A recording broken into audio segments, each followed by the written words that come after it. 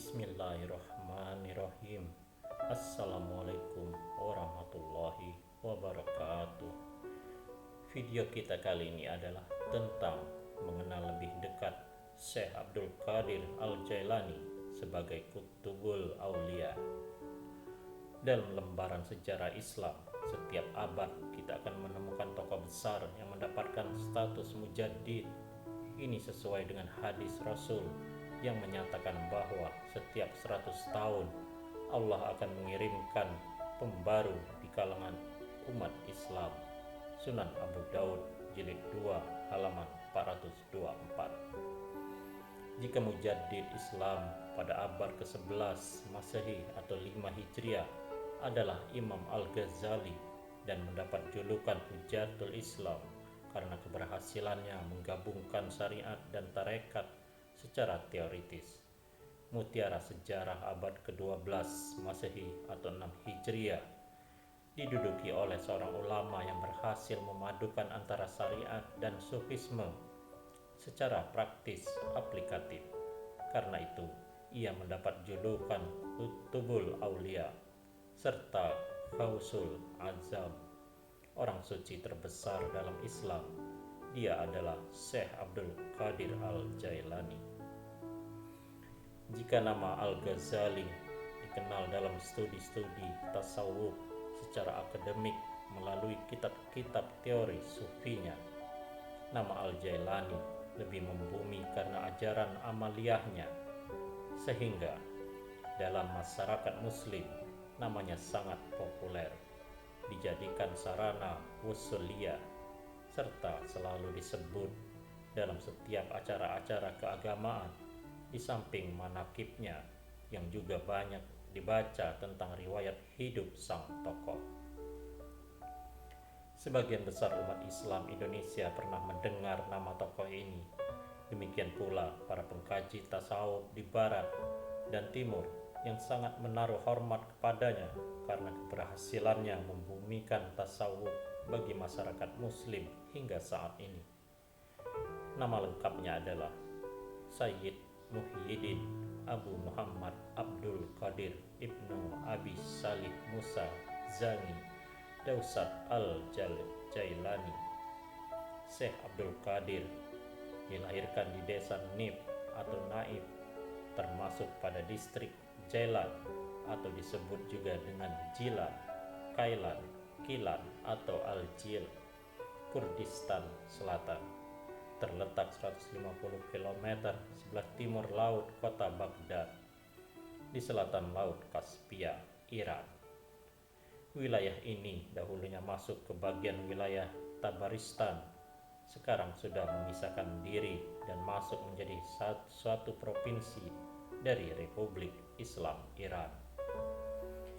Ia dilahirkan pada waktu Fajar Senin 1 Ramadan 470 Hijriah bertepatan dengan tahun 1077 Masehi dan wafat di Baghdad pada Sabtu 11 Rabiul Tsani 561 Hijriah atau 1166 Masehi. Kebanyakan biografi tokoh sufi terpopuler ini penuh dengan fiksi tanpa mendasarkan pada fakta-fakta sejarah. Padahal ulama ini merupakan tokoh sejarah yang cukup besar dalam wacana pemikiran Islam, terutama sejarah tasawuf, sehingga para ulama banyak mengungkapkan bahwa Syekh Abdul Qadir merupakan mujtahid abad ke-14.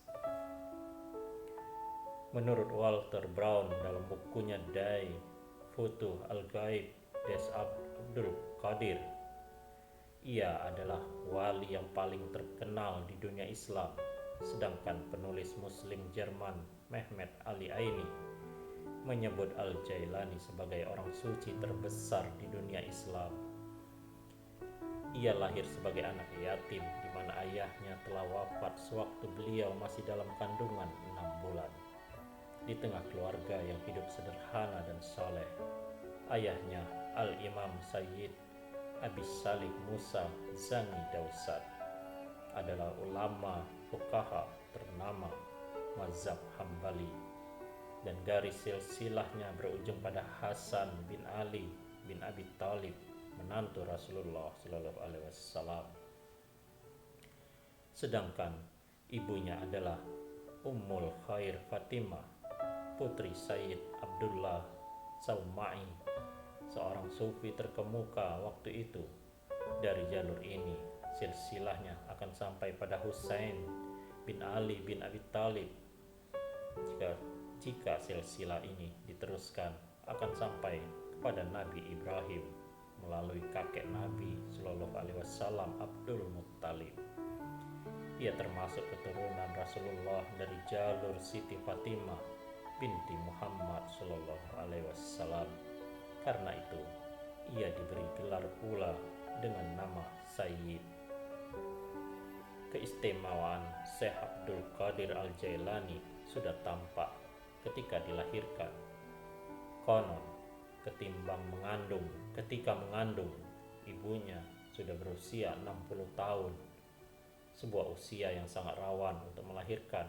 Bahkan ketika dilahirkan yang bertepatan dengan bulan Ramadan, Syekh Abdul Qadir Al-Jailani tidak mau menyusu sejak terbit fajar hingga maghrib.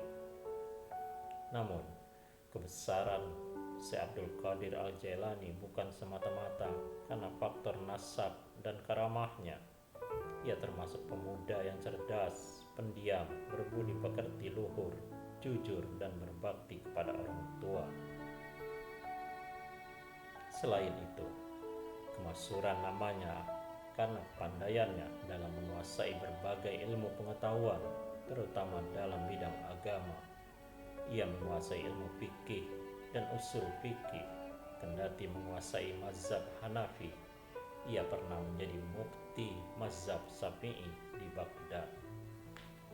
Di samping itu, ia juga dikenal sangat alim dan wara. Hal ini berkaitan dengan ajaran sufi yang dipelajarinya. Ia suka tirakat, melakukan riyadah dan mujahadah melawan hawa nafsu. Selain penguasaannya dalam bidang ilmu fikih, Syekh Abdul Qadir Al-Jailani juga dikenal sebagai peletak dasar ajaran tarekat Qadiriyah. Al-Jailani dikenal juga sebagai orang yang memberikan spirit keagamaan bagi banyak umat. Karena itu, banyak ulama yang menjuluki Muhyiddin atau penghidup agama di depan namanya. Demikianlah kisah singkat tentang Syekh Abdul Qadir Al-Jailani kali ini. Semoga ada manfaatnya. Wallahu a'lam bishawab. Wassalamualaikum warahmatullahi wabarakatuh.